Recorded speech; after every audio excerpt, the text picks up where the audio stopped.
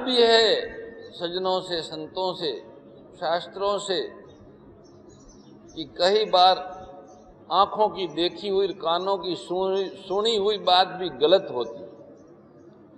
सत्य असत्य का ठीक तरह से विवेक किए बिना किसी भी प्राणी के दोषों का वर्णन करना, वास्तव में उसमें वो दोष है या नहीं है, ये पूर्णतया समझे बिना उनके दोषों का वर्णन करना पाप है, अंधकार में ले जाने वाला है, भगवान से विमुख करने वाला है।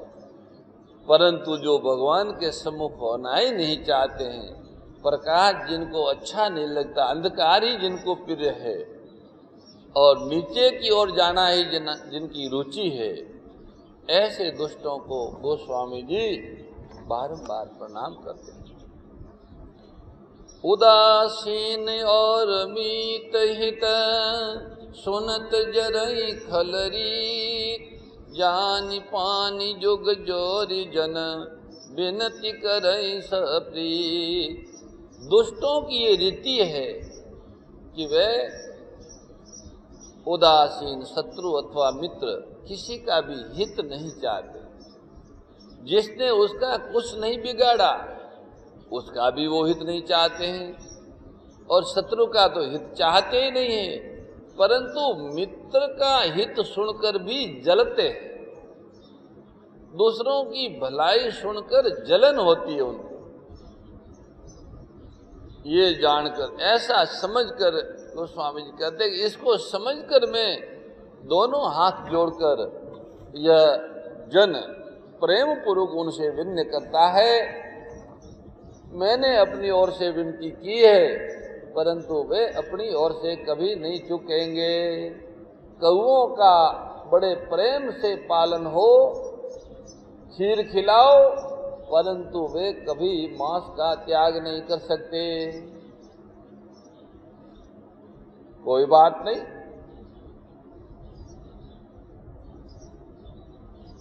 वो उनका स्वभाव है, और मुझे सबकी विनती करनी मेरा लक्ष्य। मुझे सब में भगवान को देखना है, मेरे इष्ट को देखना है, मेरे इष्ट का दर्शन करना है। मेरे इष्ट के बिना कोई खाली जगह है ही नहीं, राम बिना कोई ठाम नहीं। देश काल दिस विदेश माही, कौस अस कहाँ जहां प्रभु नाई। ऐसी कौन सी जगह है जहां भगवान नहीं, भगवान सब में है। ऐसा संत और शास्त्र कहते हैं। उस पर पूर्ण विश्वास करके मैं दुष्ट को भी दोनों हाथ जोड़कर विनती करता। मेरी विनती करने के पश्चात भी वो अपनी आदत को नहीं छोड़ेगा, ये जानते हुए भी मैं उसे प्रणाम करता। अब दुष्टों को प्रणाम करने के बाद अब मैं संतों को प्रणाम करता हूं, और संत असंत दोनों के चरणों की वंदना करता हूं। केवल अकेले संत नहीं, संत और असंत दोनों की वंदना करता हूं। बंदऊ संत असजन चरना, दुख प्रद उब बीच कछुवरना। विसूरत एक प्राण हरि लेई, मिलत एक दारुण दुख दे।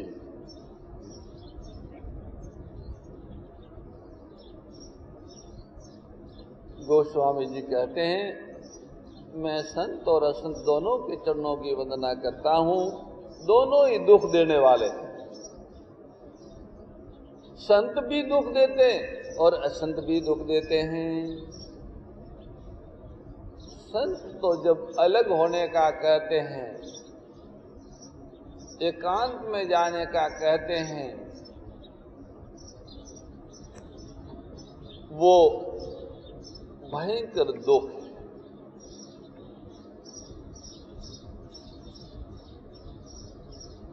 प्राण हरने के समान दुख है। संतों का संग जब छूटता है तो साथ साथ में प्राण निकल जाते हैं, इतनी पीड़ा होती है।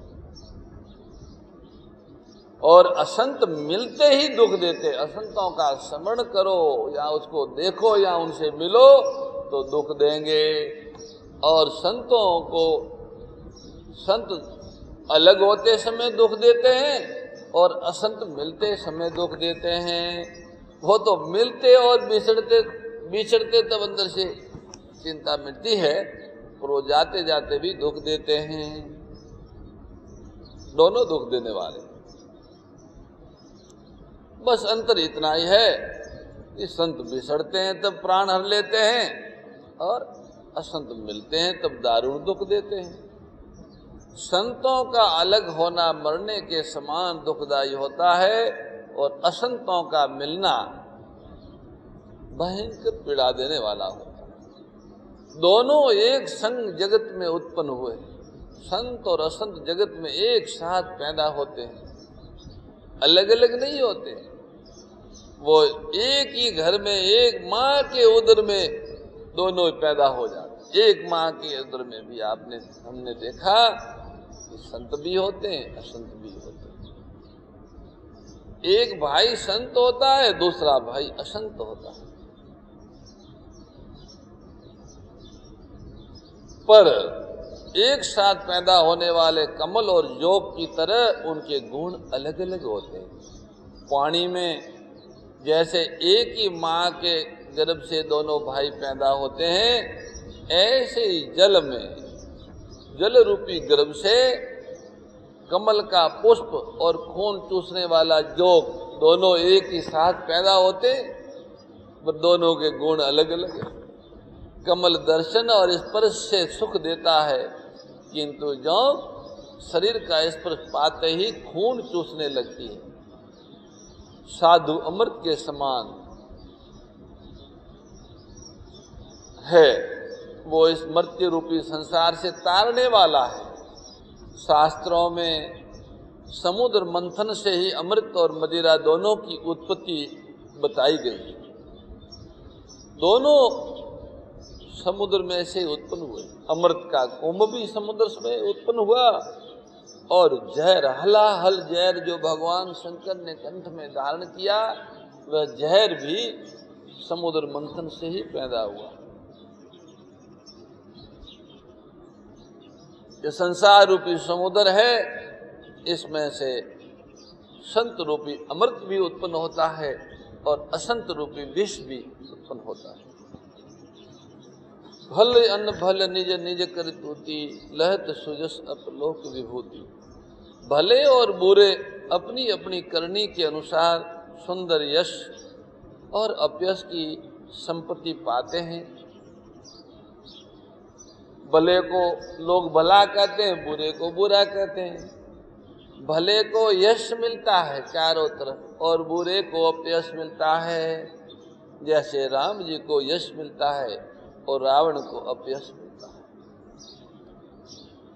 अमृत, चंद्रमा, गंगा जी और साधु, विष, अग्नि, कलयुग के पापों की नदी, कर्मनाशा और हिंसा करने वाला व्याध, इनके गुण अवगुण सब कोई जानते हैं।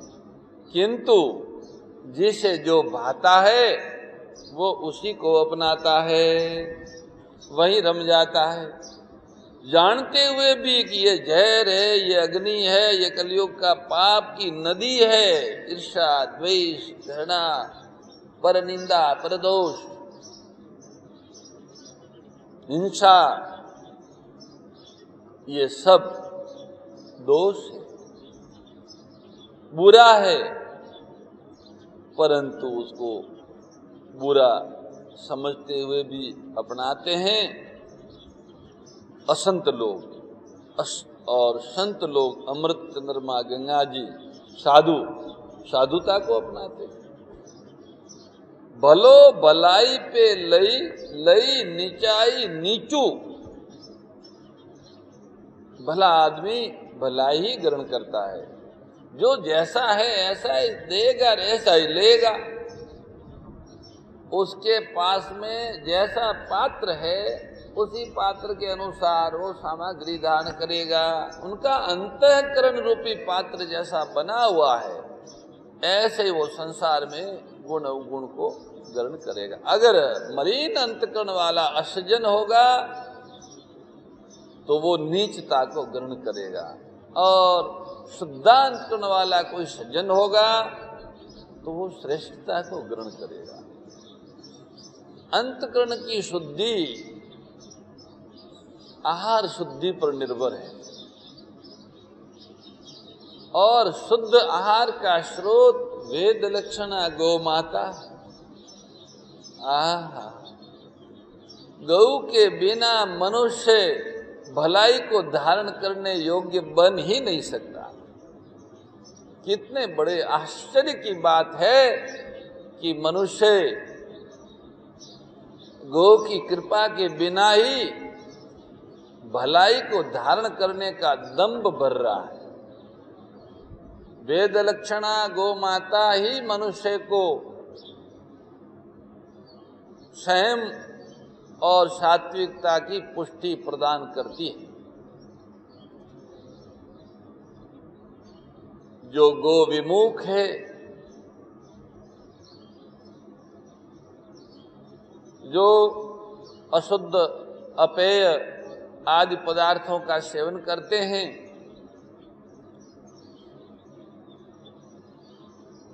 हिंसक पद्धति से उत्पन्न अन्न फल सब्जियों का आहार करते हैं, जीवन निर्वाह के लिए हिंसक पद्धति को अपनाते हैं, उनका अंतःकरण शुद्ध नहीं हो सकता। अंतःकरण शुद्ध नहीं होता मानी नीचा होता है। वो दूसरों की बुराई करते हैं, दूसरों का बुरा चाहते हैं, दूसरों का दोष देखते हैं, इसलिए नीच हो जाता है, और वह नीच अंतःकरण नीचता को ही ग्रहण करते हैं। जैसे भला अंतःकरण शुद्ध अंतःकरण भलाई को शुद्धता को ग्रहण करता है, ऐसे बुरा अंतःकरण नीच अंतःकरण नीचता को ग्रहण करता है। अमृत की सराहना अमर करने में होती है, और जहर की मारने में होती है। अमृत की जब चर्चा होती है तो यही होती है कि अमृत अमर करता है, और जहर मतलब मारता है, दूर रहना।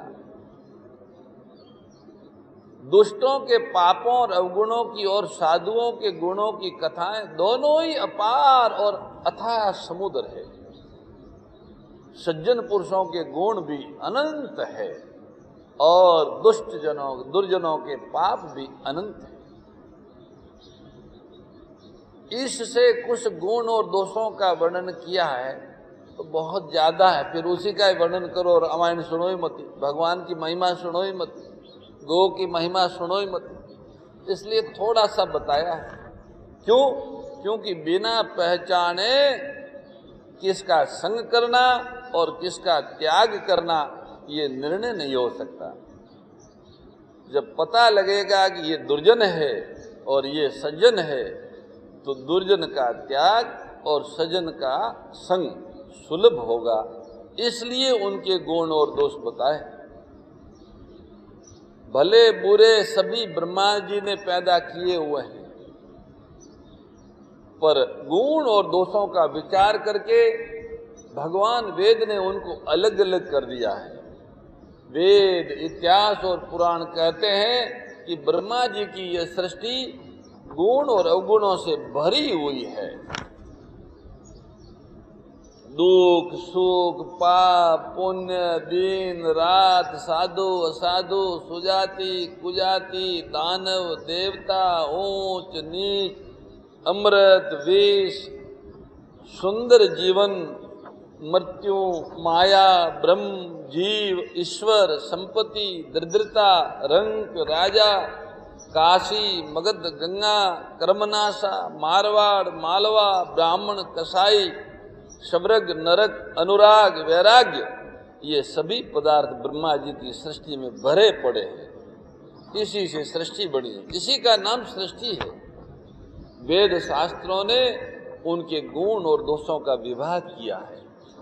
जड़ चेतन गुण दोष महे, विश्व कीन करतार, संत अंश गुण गही पे, परिहरि बारी विकार। भगवान ब्रह्मा जी ने इस जड़ चेतन विश्व को गुण दोषमय बनाया है। इन सारी सृष्टि को जो जड़ और चेतन है, इनमें गुण और दोष दोनों ही। किंतु जो संत रूपी हंस है, वह संत रूपी हंस दोष रूपी जल को छोड़ के गुण रूपी दूध को ग्रहण करते हैं। जैसे हंस पानी पानी छोड़ देता है और दूध का सार भाग ग्रहण करता है, ऐसे ही संत संसार में जो कुछ असार है उसको छोड़ देते हैं और जो सार है उसी को ग्रहण करते हैं। हंस के चोंच में खटाई होती है। जैसे ही चोंच दूध में हंस डालता है तो दूध फट जाता है। अब दूध का जो असार भाग है जल वो अलग हो जाता है, सार भाग दूध को अलग हो जाता है, उसको ग्रहण कर लेता है। ऐसे ही संत के बुद्धि में विवेक रूपी खटाई होती है। उस विवेक से इस संसार रूपी दूध में से जो गुण है वो ग्रहण करते हैं और अवगुणों को छोड़ देते हैं। भगवान ब्रह्मा जी जब इस प्रकार का विवेक देते हैं तब दोषों को छोड़कर मन गुणों में अनुरुक्त हो जाता है।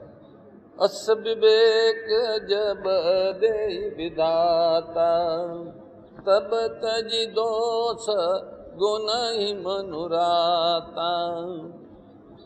ऐसा विवेक विधाता जब दे तभी मन गुणों में लग जाए, दोषों को छोड़ के। काल स्वभाव और कर्म की प्रबलता से भले लोग भी माया के वश में होकर कभी कभी भलाई से चूक जाते हैं, परंतु भगवान के भक्त जैसे उस चूक को सुधार लेते हैं और दुख दोषों को मिटाकर निर्मल यश देते हैं, वैसे ही दुष्ट भी कभी कभी उत्तम संग पाकर भलाई करते हैं, परंतु उनका कभी भंग न होने वाला मलिन स्वभाव नहीं मिटता।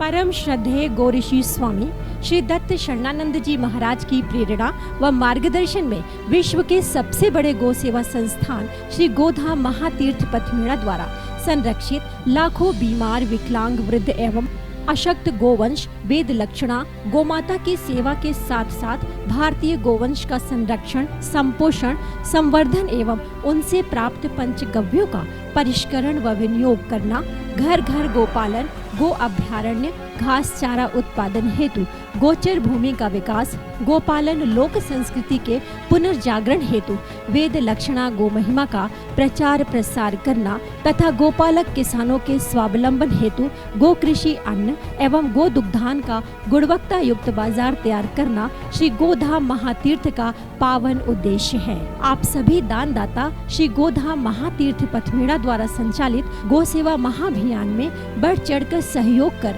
लाखों बीमार, विकलांग, वृद्ध एवं अशक्त गोवंश के गोग्रास सेवा हेतु श्री गोधाम महातीर्थ पथमेड़ा लोक पुण्यार्थ न्यास के बैंक ऑफ बड़ौदा खाता संख्या 0849010002387 IFSC कोड BARB 0 ASHRAM शाखा आश्रम रोड अहमदाबाद में गोग्रास सेवा निमित्त जमा कर सकते हैं। अधिक जानकारी के लिए संपर्क करें 7742093179 766505999 70730001।